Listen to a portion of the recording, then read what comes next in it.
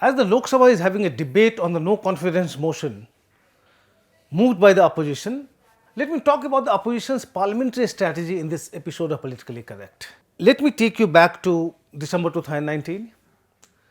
The BJP had then released a charge sheet against Arvind Kejriwal-led government in Delhi ahead of assembly election. Kejriwal responded in a tweet quoting Sant Kabir Das, and I am quoting him. Our culture, our Sanskriti teaches Nindak niyare rakhiye. Keep your critics close. Kejriwal said, we'll read their charge sheet. Whatever good suggestions are there, we'll implement them in the next 5 years. It's anybody's guess how Kejriwal treated his Nindaks or critics' suggestions later. India, the opposition grouping of which Kejriwal is also a part, may however do well to follow Kabir's advice. Keep your critics close. Nindak niyare rakhiye. Opposition leaders must listen to Home Minister Amit Shah's replies to the debate on the Government of National Capital Territory of Delhi Amendment Bill, in short Delhi Services Bill, in both houses of parliament. What I am saying is the opposition must go back and listen to his replies again. Essentially, the bill replaces the ordinance that takes away control of the government officers from AAP ministers or the elected government and passes it on to the centre. So, the control of the government officers will be with the LG. Shah made broadly 3 points to tear the opposition apart. His first point was, why is it that opposition parties stopped disruptions in parliament just for the Delhi bill?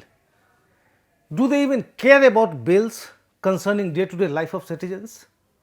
And then I am quoting Shah, he said, since the current parliament session started, 9 bills were passed. For the first time, the opposition took part in the debate on the Delhi Services Bill. All bills were important in their own ways. If you are worried about democracy, every bill is important, sir. And then Amit Shah says, साहब न democracy की चिंता है, न देश की चिंता है, न जनता की चिंता है. These people have come to save their alliance. That was Amit Shah in the Lok Sabha last Thursday. His second point was basically a big question on the opposition's sincerity about the issues they raise. And again I am quoting Shah. They say, the opposition parties say, discuss Manipur. We are ready to discuss Manipur, but no, you will protest, not discuss. The moment it came to a break in the alliance over Delhi Services Bill, they did not remember Manipur, did not remember democracy or even rights. That was Shah. His third point was the fallacy of the opposition's support to the Kejriwal government in the name of saving democracy and rights of an elected government. I am again quoting the Home Minister. Whenever political speeches are to be given, responsibilities are to be evaded, Assembly's privileges are to be used, somebody is to be abused, a half-day session of Delhi Assembly is called and then it's adjourned.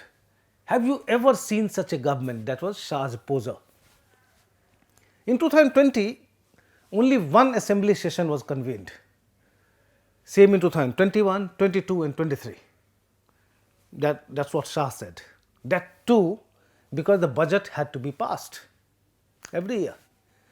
As for the responsibilities of an elected government, there were only 6 cabinet meetings in 2022.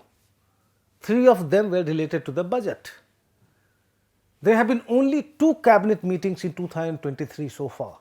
Well, that was basically the 3 broad points that he made. And I am going to analyze that and why the opposition needs to listen to him carefully. Let's look at Amit Shah's third point first. How does India, the opposition grouping, defend the elected government in Delhi when it's treating the assembly as the Aam Aadmi Party's propaganda arm? See, for instance, what transpired during the one-day special assembly session in last April. The assembly passed a resolution against Prime Minister Narendra Modi for, quote unquote, unleashing the CBI and the ED to crush AAP. In fact, this resolution came a day after the CBI questioned Kejriwal in the Delhi excise policy case. The resolution says, assembly resolution, clearly the PM is scared of only one person whose name is Kejriwal. Well, I mean, opposition may think, or AAP leaders may think whatever they want to, but assembly passing this resolution, that was interesting.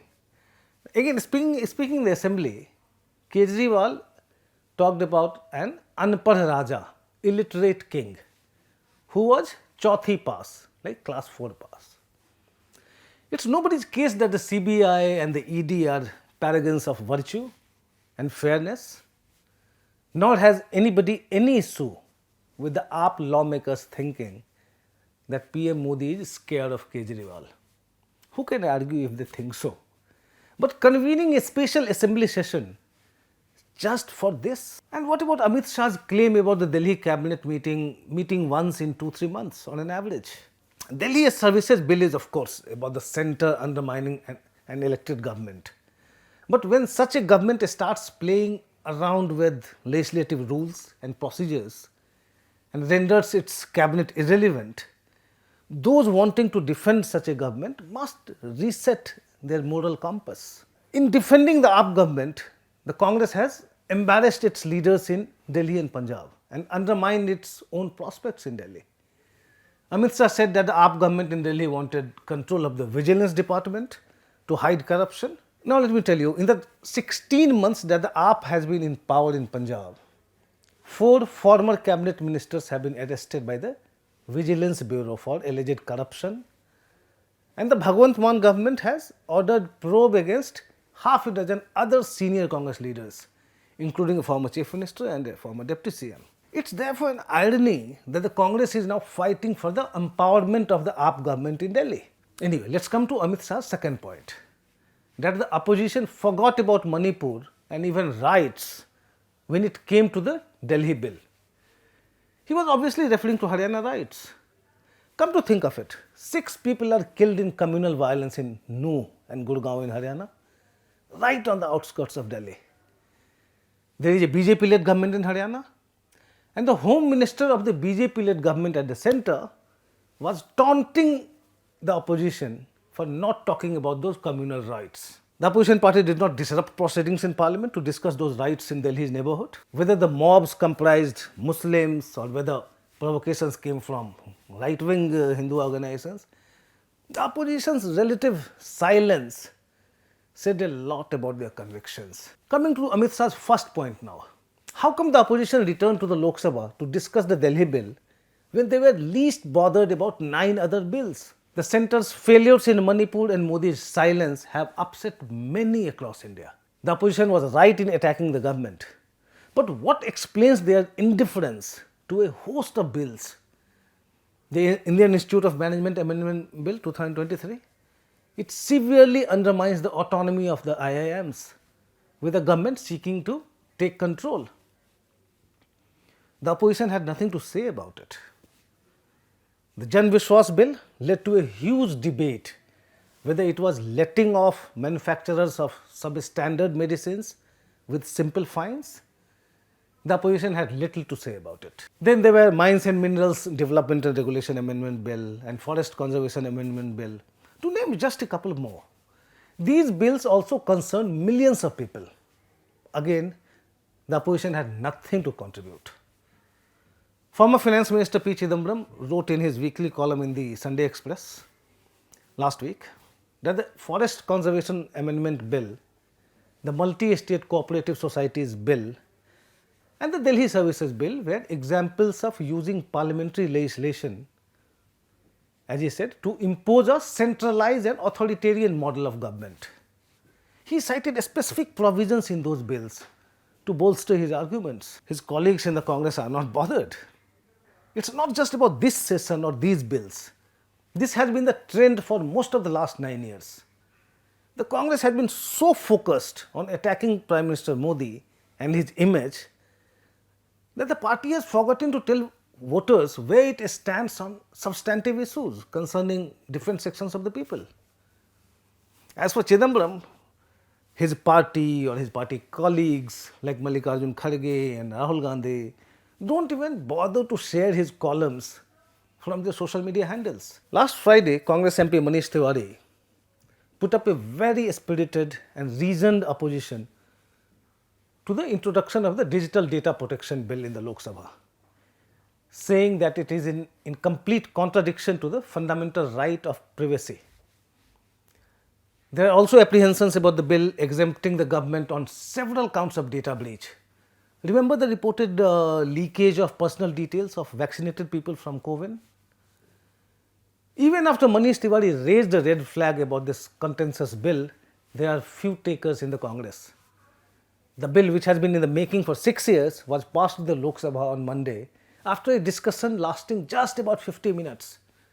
No Congress MP participated in the debate, as they were busy shouting slogans over Manipur in the well of the House. So how would the Congress justify its ignorance and indifference to bills affecting people's day-to-day life? You can trust Congress leaders to say that they were caught up in a numbers game in the Rajya Sabha. They wanted discussion on Manipur under Rule 267, not Rule 176. Essentially, Rule 176 entails a short duration discussion for a maximum of 2.5 hours, while Rule 267 facilitates discussion without a time limit. Besides, the opposition also wanted Prime Minister Modi to make a statement inside the parliament on Manipur. The opposition somehow looks so convinced that a statement by Modi followed by a long duration discussion would give India a huge momentum and edge over the BJP running up to the installation of the next government in 2024. Think of the plight of common people. Hearing leaders talk about 267 and 176 without end. For common people like me, it might very well sound something like the opposition wanting the BJP to be reduced to 267 MPs and the BJP wanting to limit India to 176 in 2024. I mean, when you talk about all these rules, how many people get into the rule book and see what these rules say in the Lok Sabha or Rajya Sabha? And again, just to think that, okay, why are Rajya Sabha people discussing it if it's about 276, or sorry, 267, 176? Anyway, forget it, poor joke. What started as a genuine protest over the centre's and the Prime Minister's apathy to Manipur has come to look like a battle of egos between the opposition and the treasury benches. There is no winner anymore, and the BJP may not mind it.